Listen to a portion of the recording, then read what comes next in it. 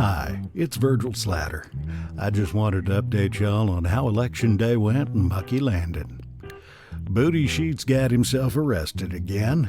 Chief charged him with attempting to vote without pants. Of course, the judge will just throw it out again because there's no law in the books about voting without pants. The chief just can't figure out how to spell indecent exposure. Harmon almost wasn't able to vote again this year. Our 92-year-old Sunday school teacher, Ms. Gooch, is a poll worker, and the restraining order she took out hasn't expired. She lives right across the street from the polling place, which is normally the firehouse, except on Election Day.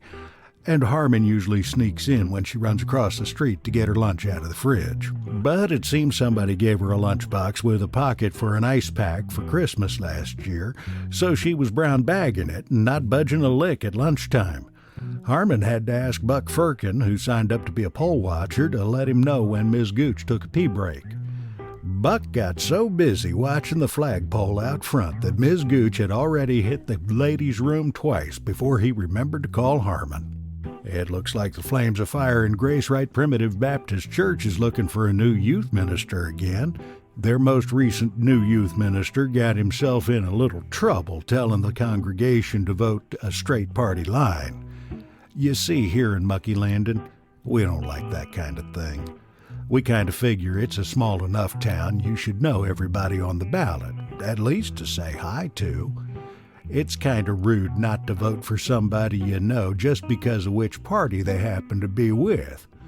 We'd rather not vote for them because they let their grass get too long in the summertime. Voter turnout in our little town was pretty big this year. My sister Velma over at the T&G said a lot of folks were coming in to fortify themselves for the wait with beer and watching the strippers. Mama Slatter said the girls were all making a little extra, wearing campaign buttons as pasties. Velvet almost started a fight when she got the two candidates running for sheriff counter-rotating while she was on the poll. Pretty impressive for a senior citizen with sciatica.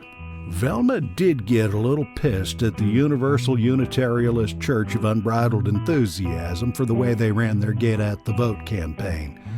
Seems they were using their official Come to Jesus Celebration party bus to bring voters to the polls, and things got out of hand when Mabel Sprout got behind the bar and started handing out buttery nipples to everybody on board.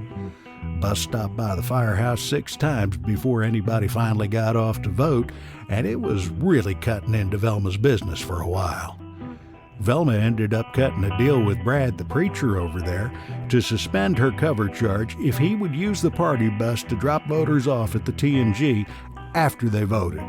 Mabel moved her buttery nipple operation to the small bar to the left of the T&G stage, and everybody was happy for a while.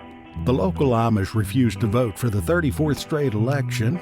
You know, most Amish sects don't vote anyway because they don't believe in secular politics.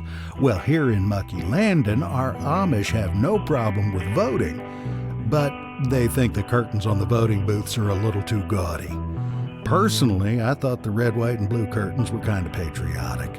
All in all, it was kind of a typical election day in Muckey Landing. We'll know who won tomorrow when Ms. Gooch counts the votes.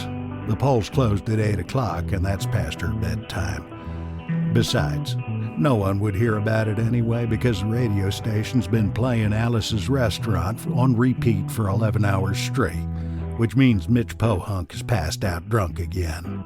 Hope you all had a good election day, wherever you are. And remember, if you didn't vote, nobody wants to hear you complaining.